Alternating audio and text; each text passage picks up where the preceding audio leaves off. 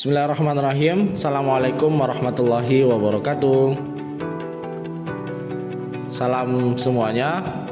Kami di sini akan menjelaskan dan memaparkan presentasi kami yang berkaitan dengan pengaruh media pembelajaran teknologi PowerPoint terhadap motivasi belajar PPKN siswa kelas 8 SMPN 1 Tamalatea Kabupaten Jeneponto. Saya Yudatul Fiansa dan rekan saya Fadil Agung. Untuk yang pertama yaitu uji hipotesis rata-rata kemampuan awal hasil belajar. Kemampuan awal kelas eksperimen, kami mengambil data dari 20 siswa dan tertera nilai tertinggi diraih oleh siswa berinisial RAM yang meraih nilai dengan perolehan nilai 26, sedangkan nilai terendah diraih oleh siswa yang berinisial SA dan MA dengan nilai 16. Banyaknya jenis nilai dan capaian siswa dalam kemampuan awal kelas eksperimen ini sudah kami lampirkan di dalam setemplot yang kami terterakan di PPT kami kali ini. Bisa kita lihat bersama ya. Kemudian, uji hipotesis rata-rata kemampuan awal hasil belajar. Yang kedua, kemampuan awal kelas kontrol. Dengan menggunakan objek yang sama, yakni 20 siswa dari SMPN 1 Jeneponto, nilai tertinggi diraih oleh siswa berinisial EF dengan nilai 28 dan nilai terendah yaitu AN dengan nilai 13. Berbeda dengan kelas eksperimen sebelumnya, penyebaran kelas eksperimen lebih merata dari nilai sedang menuju ke nilai tinggi. Berbanding terbalik dengan kemampuan awal kelas kontrol dari 20 siswa tersebut, data menyajikan bahwasanya rata-rata siswa meraih nilai dari rendah menuju ke sedang. Dari data yang sudah saya paparkan, maka dapat kita ambil kesimpulan bahwa kelas eksperimen memiliki penyebaran data yang lebih baik daripada kelas kemampuan awal kelas kontrol. Bisa kita lihat bersama dari box plot pretest eksperimen bahwasanya penyebaran data lebih merata dari sedang menuju ke tinggi. Dari box plot pretest kelas kontrol, kita bisa menyimpulkan bahwasanya penyebaran data dari kelas awal kelas kontrol dari nilai rendah menuju ke sedang, bahwa box plot pretest eksperimen menunjukkan bahwa kelas eksperimen awal lebih baik daripada kelas awal kelas kontrol. Untuk uji beda rata-rata kelas eksperimen dan kelas kontrol, materi ini akan disampaikan oleh teman saya dan akan dipaparkan oleh dia kepada Fadil. Saya persilahkan. Baik, setelah kita menguji hipotesis rata kemampuan awal hasil belajar, di sini kita akan menguji beta rata-rata kelas eksperimen dan kelas kontrol untuk pretest. Yang pertama itu ada kelompok eksperimen. Nilai yang diperoleh oleh siswa ada 16, 17, 19, 20, 21, 22, 23, 24, 25, dan 26. Jadi jumlah data N1 20, rata-rata atau X bar 1 kita memperoleh 21,45 dan simpangan baku kami memperoleh 2,95. Yang kedua itu ada kelompok kontrol. Nilai yang diperoleh oleh siswa ada 13, 16, 17, 18, 19, 20, 21, 23, 24, 25, 27, dan 28.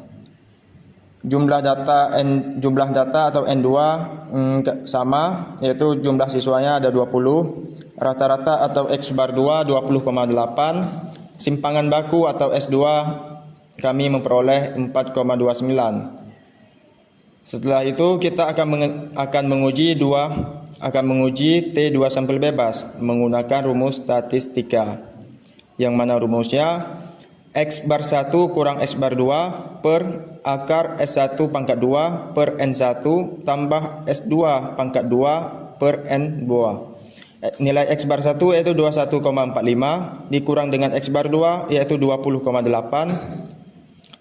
per akar nilai S1 2,95 pangkat 2 tambah 4,29 pangkat 2 per 20.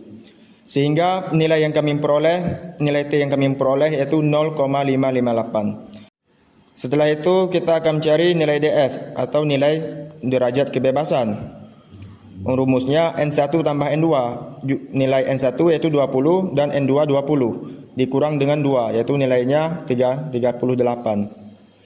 Setelah itu nilai kritis atau T-table kami peroleh dengan A sama dengan 0,05 atau 2 sisi dan derajat kebebasan yaitu 38 sehingga T kritis lebih kurang 1,684. Jadi keputusan yang kami dapatkan yaitu T hitung bernilai 0,558 lebih kecil daripada T table yaitu yang bernilai 1,684. Maka di sini diterima HO yaitu hipotesis 0.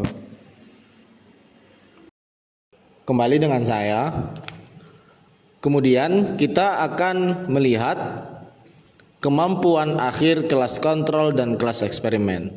Yang pertama, tentu kita melihat dulu kemampuan akhir kelas eksperimen. Dengan data yang sama, namun dengan metode yang berbeda, dari 20 siswa, nilai tertinggi diraih oleh siswa berinisial AD, RAM, dan SH dengan nilai 30 atau nilai yang sempurna. Dan nilai terendah didapat oleh siswa berinisial DNR dan IL yaitu 22. Dari data yang kami lampirkan dalam setemplate yang sudah kami terterakan di PowerPoint text kami, bisa kita lihat rata-rata siswa memiliki nilai lebih dari 25. Sedangkan siswa yang memiliki nilai di bawah 25 hanya ada 3 orang. Bisa kita lihat keberhasilan dari kelas eksperimen akhir, kita dapat menyetarakan dan menyebarkan nilai lebih merata menuju nilai tinggi dengan rata-rata nilai 27,25, median 28 dan modus 28. Dan ukuran pemusatan data simpangan baku variance dan range yang sudah kami terapkan dalam PPT berikut. Setelah meninjau kemampuan akhir kelas eksperimen, kita menuju kemampuan akhir kelas kontrol. Dari 20 siswa, nilai tertinggi diraih oleh siswa yang berinisial EF dengan nilai 29 dan nilai terendah sebesar 18. Dari template yang sudah kami paparkan, banyaknya siswa mendapat nilai sedang menuju tinggi. Hingga kami dapat menyimpulkan bahwasanya kemampuan akhir kelas kontrol tidak sepenuhnya gagal, juga mengalami peningkatan namun lebih rendah daripada peningkatan kemampuan akhir kelas eksperimen. Dengan data sebagai berikut. Rata-rata 23,45 dengan nilai tengah atau median 23 dan nilai yang paling sering muncul yakni atau modus yakni 28 dengan nilai simpangan baku variance dan range sebagai berikut. Kemudian bisa kita lihat box plot yang kami paparkan di dalam PPT kami sesuai dengan template yang sudah kami paparkan di awal tadi, bahwasanya kelas past text eksperimen menghasilkan penyebaran data lebih besar dan lebih banyak di atas nilai 25 menuju nilai ke-30 dibandingkan dengan kelas past test kelas kontrol yang menyajikan data dengan penyebaran rata-rata data di atas nilai 20 menuju nilai 28. Dan bisa kita simpulkan interpretasi box plot kelas kontrol memiliki sebarang nilai post-test yang relatif stabil dengan nilai tengah kisaran 20-an. Seperti yang sudah saya paparkan tadi, bahwasanya kelas post-test kelas kontrol tidak sepenuhnya gagal, juga mengalami peningkatan, namun di kelas post-test eksperimen mendapatkan nilai dan penyebaran data yang sangat merata dan sangat baik dengan kisaran 25 sampai 30. Jadi yang terakhir kita akan menguji beda rata-rata kelas eksperimen dan kelas kontrol pada past test. Yang pertama itu ada kelompok eksperimen, jumlah data diperoleh 20, X bar 1 27,25, simpangan baku 1 2,40, dan yang kedua itu ada kelas kontrol, jumlah data diperoleh 20, nilai X bar 2 23,45, dan simpangan baku 2 3,50. Setelah itu sama kita akan mencari rumus, kita akan menguji T2 sampel bebas dengan menggunakan rumus statistika, sehingga nilai yang kami peroleh yaitu 4,00. Kemudian nilai derajat kebebasan 38, nilai kritis stable dengan A 0,05 dan derajat kebebasan 38, sehingga T kritis lebih kurang 2,009. Jadi keputusan T hitung 4,00 lebih besar daripada T table, yaitu 1,684. Maka HO diterima.